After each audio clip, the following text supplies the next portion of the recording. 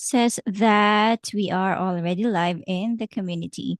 Hello, Okay. everybody. Just give me a sec and I'll just make sure that my stuff is okay. It's so many things that you have to open up and prepare. Uh, don't want any distractions for this next hour. I hope everybody's doing well. Welcome and happy Tuesday afternoon. And with that, allow me to officially open. Welcome, everyone. And thanks for joining us again for this week's Hotline Support Hour. So, just a quick recap what we're walking through for this month is an actual walkthrough of the specific menu within or inside Growth Uni 360. So the last time that we did it 2 weeks ago, we covered conversations. And so this week, we're going to focus on contacts, okay, which is one of the important parts of any business system. Okay, so context may sound simple at first. Some people would just think about names, phone numbers, or even email addresses, okay, when we talk about business context. But actually, inside your business, your contact database is really the memory of your customer relationships. So go beyond just this simple information that I mentioned earlier, but think about yeah, where your the memory of your customer relationships. It's where your leads, customers, past customers, referral partners, vendors, prospects, all those kinds of contacts should be organized in a way that helps your team answer a few important questions, such as who is this person? What do they need? And in terms of your process, where are they in our process? And if you're following up, what should happen next to this person or to this contact? Okay, so you can only follow up well if your contact records are clean, organized, and useful. Okay, because of course, when it's messy, you know what happens. Things start to fall through the cracks, and then you can also experience duplicate contacts getting created.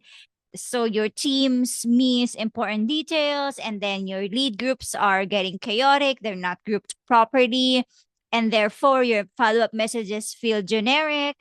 And other times, your customer may receive the wrong communication, and overall, good opportunities are simply missed because no one in your team knows the current status of that contact.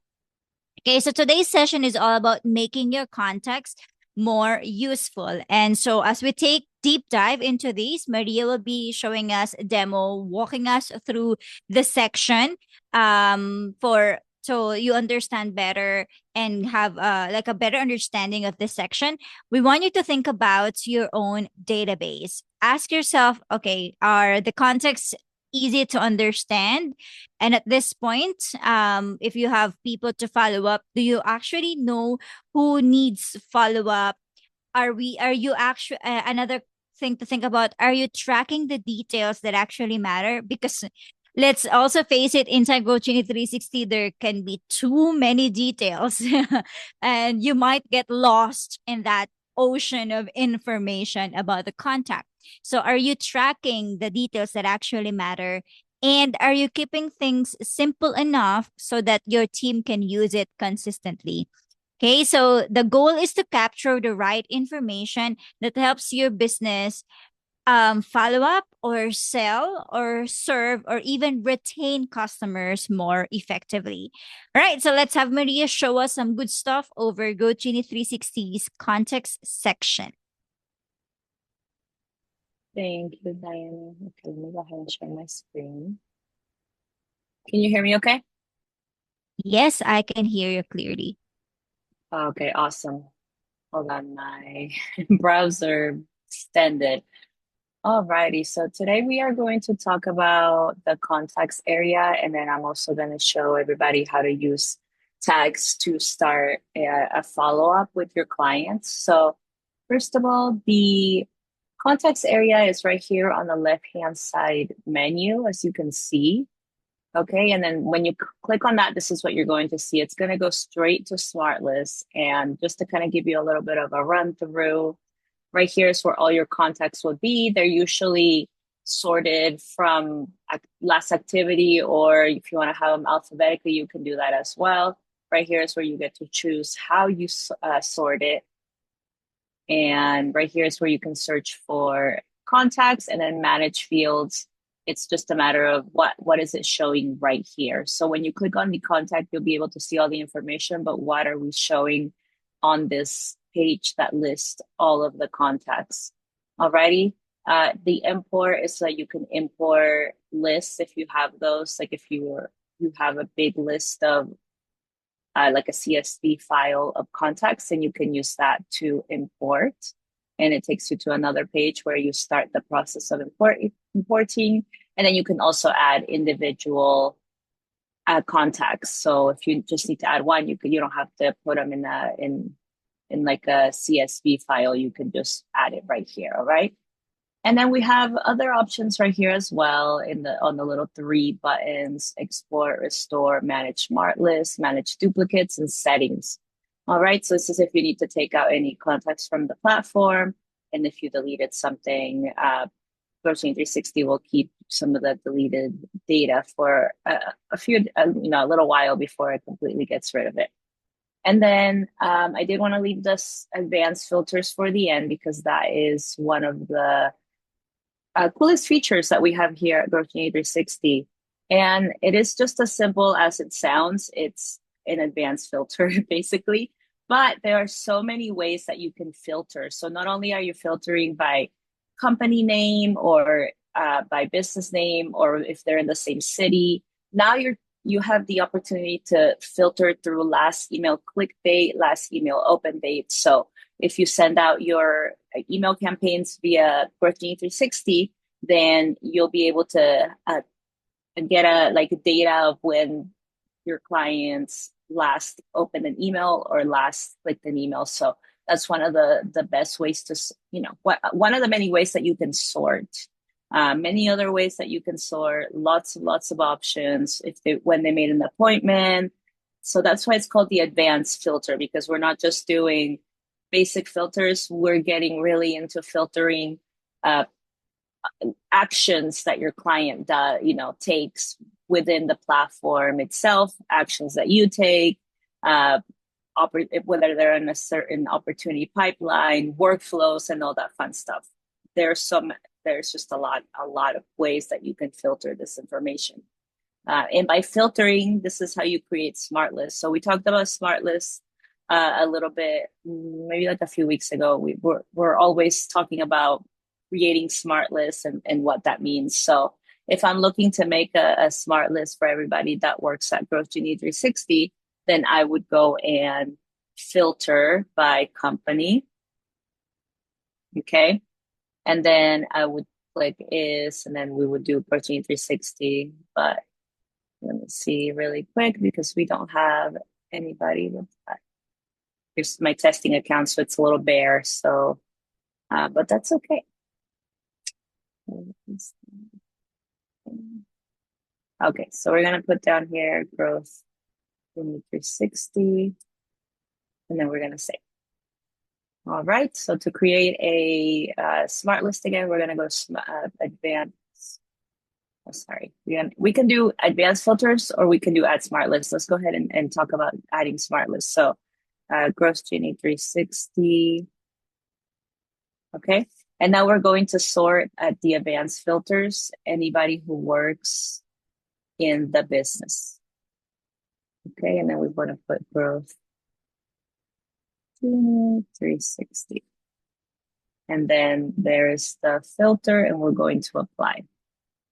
All right, and then you have other options, and then you want to create that. So when you click create, it comes up right here. So now anytime you have somebody that it works for Growth Genie 360, the business name attached to their contact name is Growth Genie 360, they will automatically appear on that list. And just as a little tip, the Growth Genie 360 smart list, or any smart list that you create, is going to be just for you. You have to provide with the correct permissions in order for everybody else to see. And to do that, you can do that by clicking on the customized list button right here on the right hand side and going sharing and permissions. And then you can just kind of do like pick who you share with. So if this is like a manager's list or something specific and you only need to share it with your managers or something like that, you can just share it with them.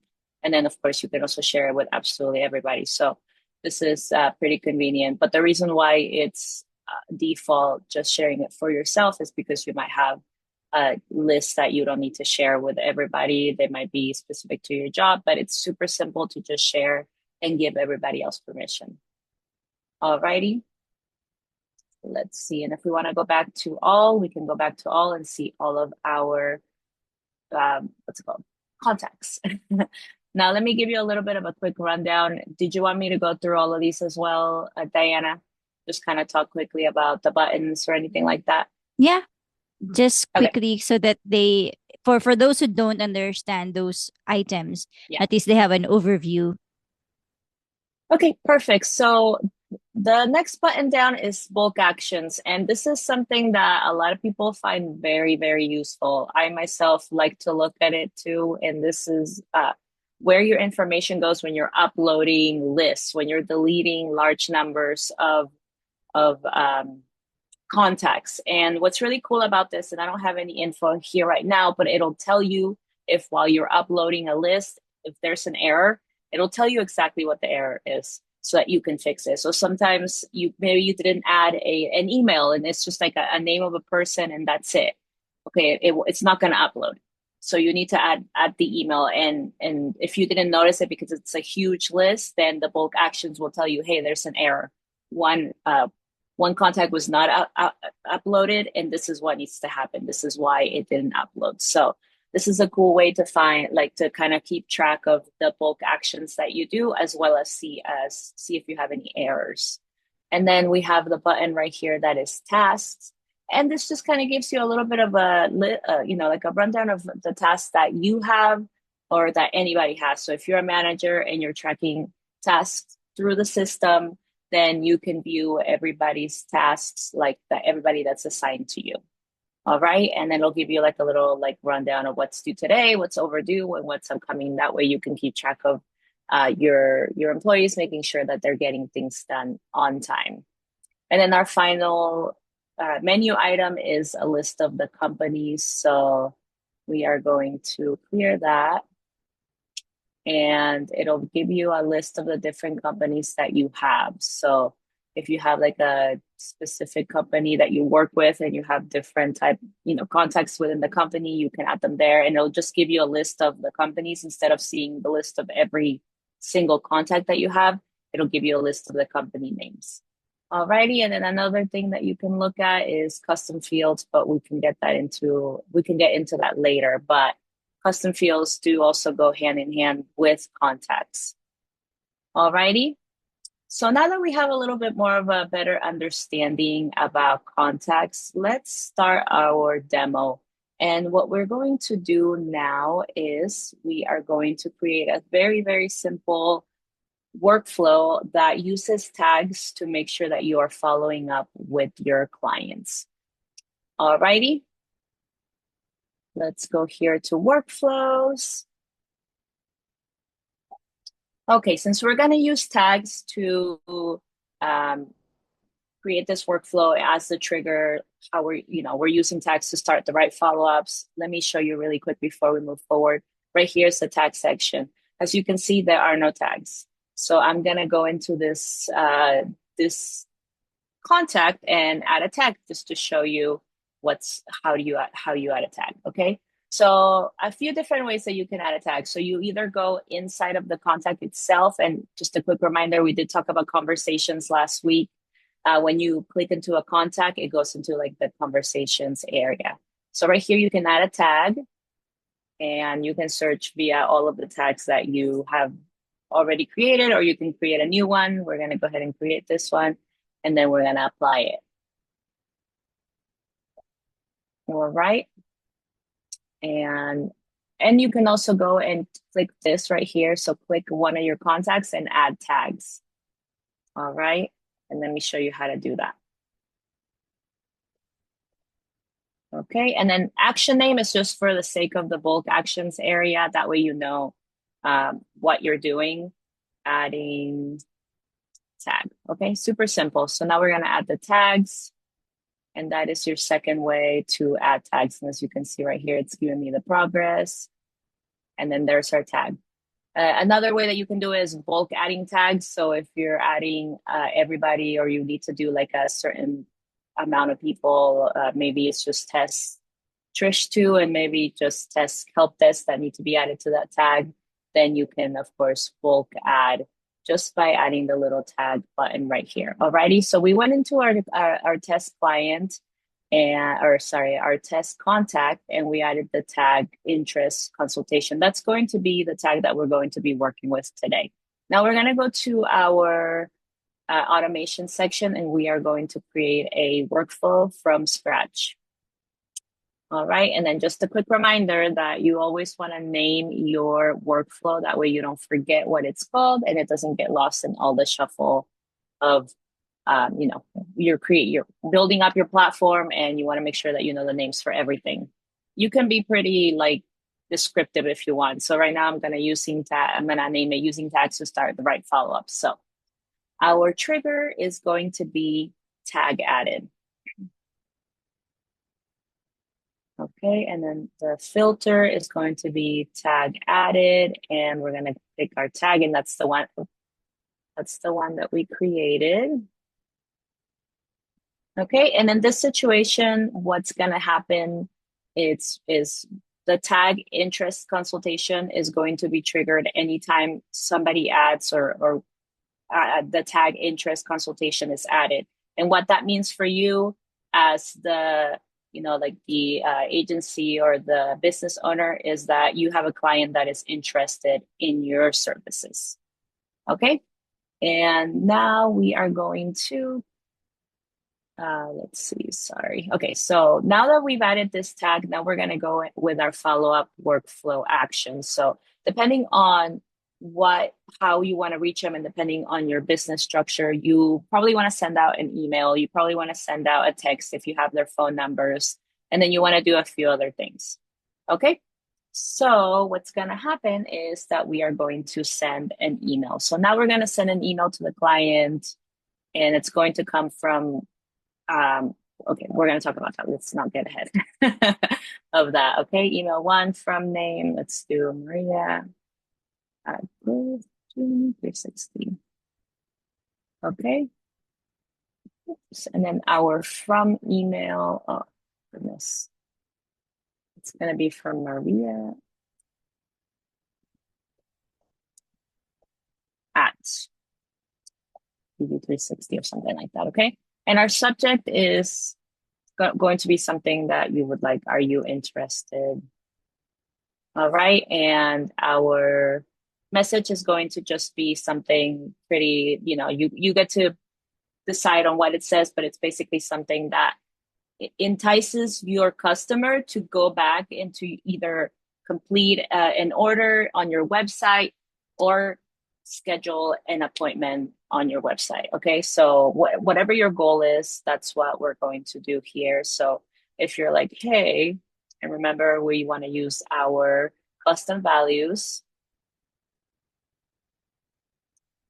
We saw that you were interested.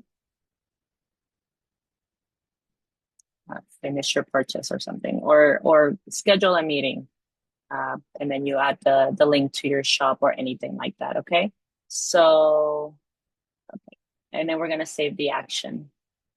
All right, and then the next step would be to send an SMS text, and that's going to be basically the same text that you have in your email, just simplified because this is a text and people don't read long text.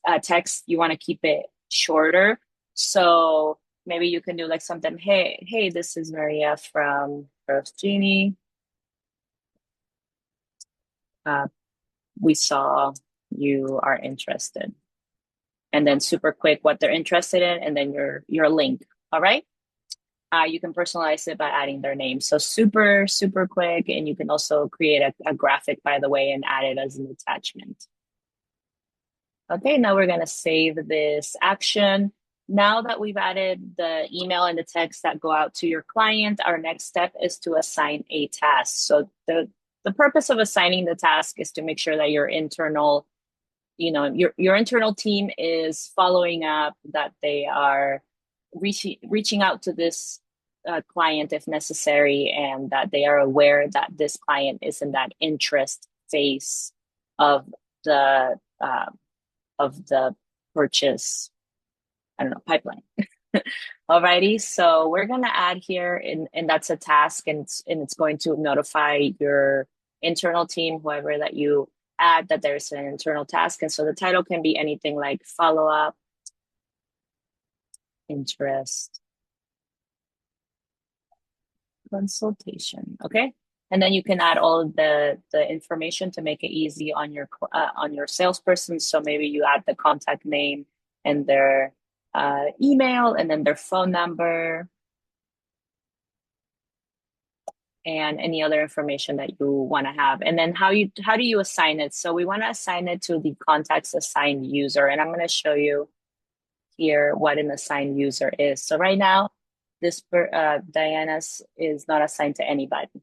So we're going to go ahead and assign it to room one sample, which means that this assigned, that would be the internal employee, is in charge of that contact, is in charge of following up, and it's in charge of making sure that this contact is going down the right pipeline. And if you have multiple salespeople, you can also assign it to different salespeople. So that's the purpose of adding contact assigned user.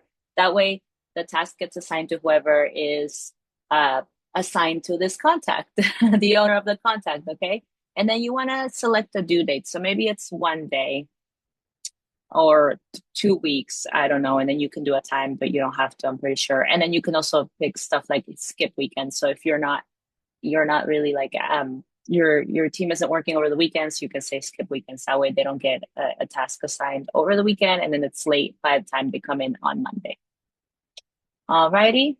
And now we are going to add them into our, we can do a few several things. Okay, so we can add them to our nurture workflow, or we can also add another tag that shows, hey, this client has been nurtured. We've sent out the email, we've sent out the text, and we've created the tag, or I'm sorry, we created the task with the correspondent contact owner. So now what we're going to do is we're going to add another tag. But before we do that, we're going to remove the current tag that we have here. Okay, so we're going to do interest.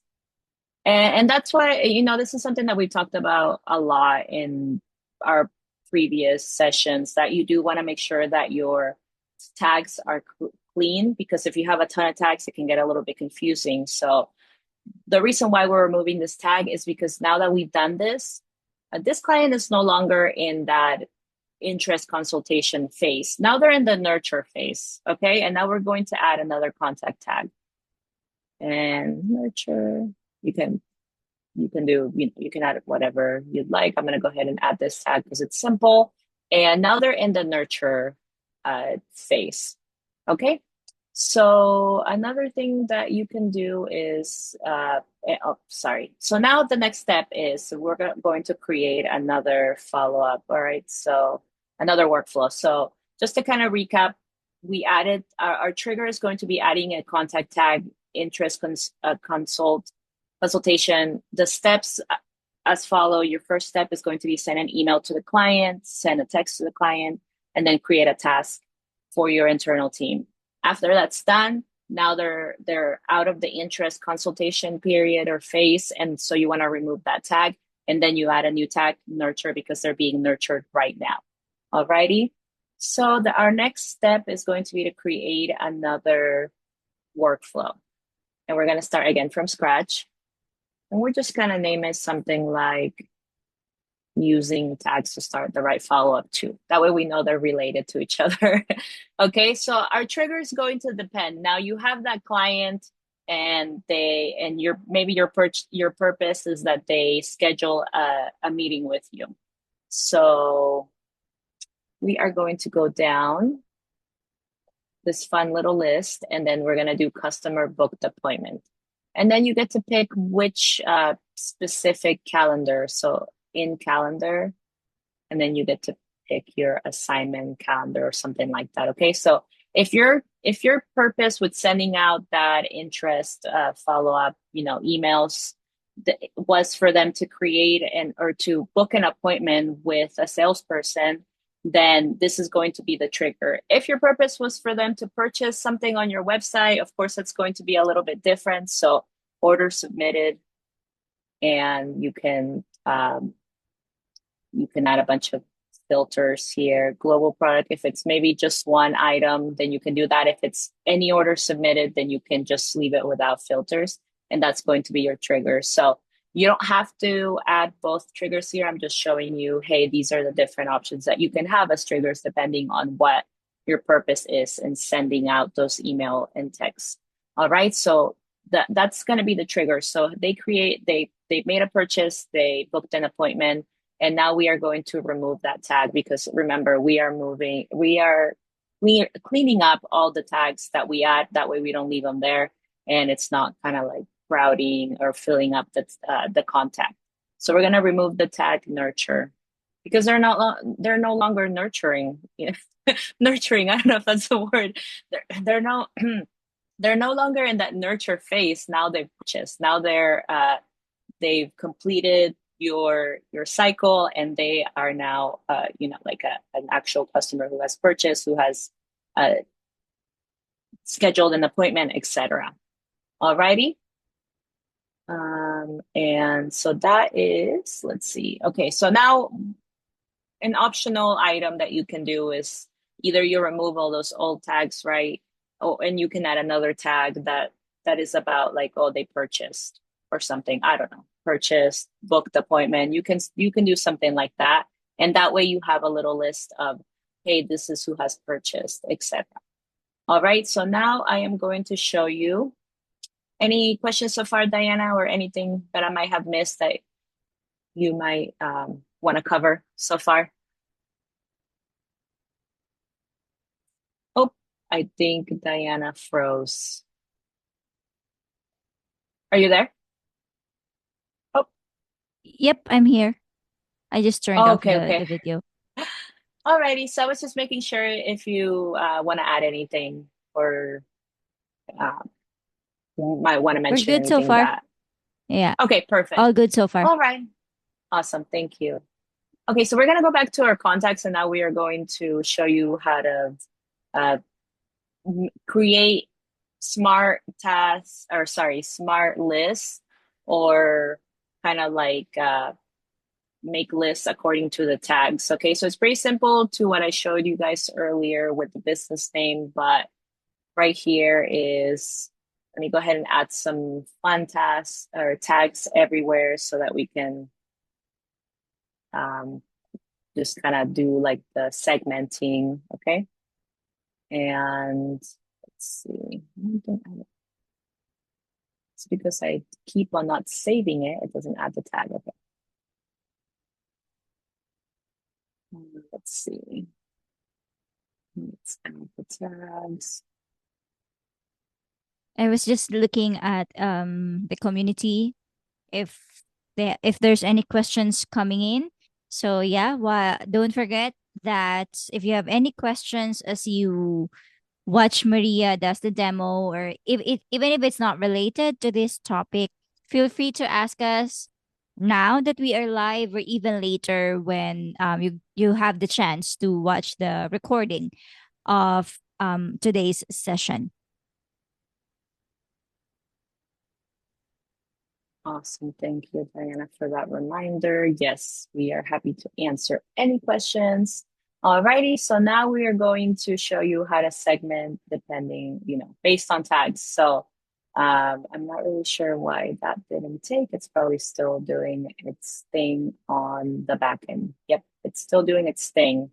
Sometimes it takes a little bit longer depending on a few factors, but usually it's pretty quick. So now I'm going to show you how to Yeah, segment these sorry. things. And that's a good, because earlier when you did a demo for the or show when you showed the bulk actions, there's nothing there. So at least now that you've done that, you can show them what's happening over there, Yeah. right? So yeah, that there's Yeah. an option to see the processing. You see there one action has been completed, and then the one that Maria has previously done is still in the processing stage. So those are the things that you can see in there. Okay, go Thank you, ahead, Maria. Diana, for Continue, pointing Maria. that. Yeah, of course. Thank you, Diana, for pointing that out. And as you can see, you can also see who uploaded it. So who made this, who started this bulk action. So it shows you a lot of really cool things as well as statistics. Right here is where you would see if there are any errors, and it would give you like the reason as to why. And then here you can pause, cancel, and view any other details. All right. So let's go ahead and segment. So we're going to go to advanced filters, and our search field is going to be tag. And our tag is going to be interest consultation. All right. Let's actually make it, is it purchased? Okay. So let's make it purchased. Okay. And then we're going to apply it. Okay, so now this is our list of people who have purchased. So we have Edwin, Tess, Trish2, and Trish2 Test.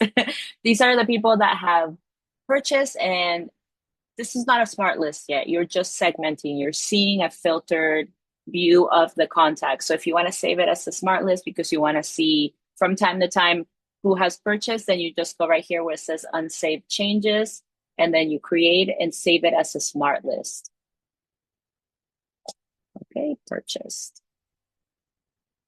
And then, of course, you want to go ahead and make sure that you go through these and let's see. Yeah, if you need to go through that to make any changes. All right, so now we have our smart list right here that says purchase, and then that other one that says Virtually 360. So now we can see who's in that, who has purchased, and then you can also segment it by nurturing. So let's go back to all, and then I'm just going to give you another example, which is basically the same thing, just so that you remember. So you want to make sure that your advanced filter, you're filtering by tag, and then your tag is going to be nurture.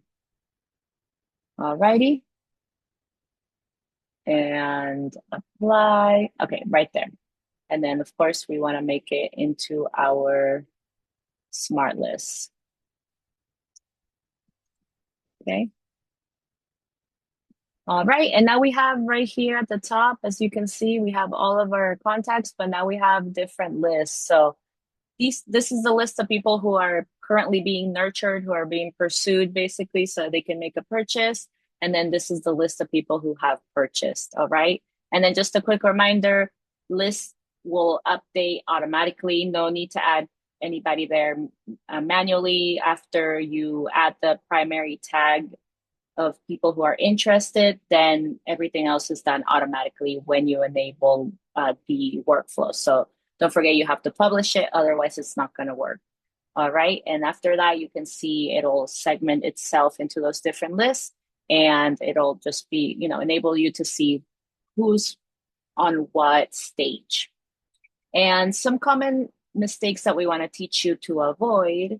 Number one is creating tags without a naming system. So as you can see, I named my task nurture, purchase, and interested consultation. So you do want to make sure that if it's more specific, like maybe you want them to purchase a specific item, then you do purchase specific item. Make sure that your tags, make sure that you have a planned naming system before going in and creating tags. Don't just go in there and just make whatever. It can get messy.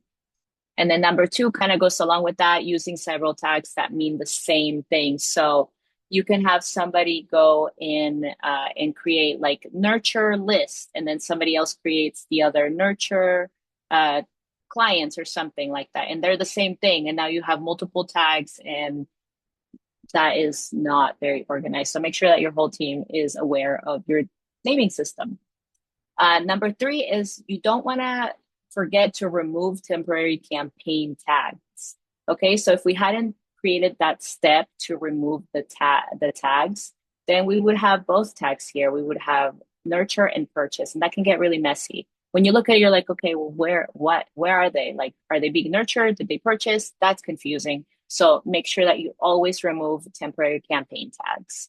And then number four or number five, or sorry, number four, triggering too many workflows with the same tag. So if you're starting too many workflows with the same trigger, say you have one workflow for nurturing that, I don't know, sends them an email, and then you have another one that does another thing. Don't do that. That can get confusing. Your workflows can overlap, and that can make for a frustrated customer. And then number six kind of, or number five kind of goes along with what we talked about earlier, and that is making sure that you document your important tags and what they mean. That way, the whole team is aware of that, and you're not getting any duplicates. And number six, letting old tags pile up over time. Again, you want to go in and clean those up if you have too many that are similar or if you're not using them anymore. And then your best practice is use fewer, clearer tags. That helps with segmentation, automation, and team clarity. And that's all I have. Any questions or anything that I may have missed, Diana? None on my end, but once again, I am just checking if you have questions from our community members. I'm Awesome, giving that a awesome. few seconds to load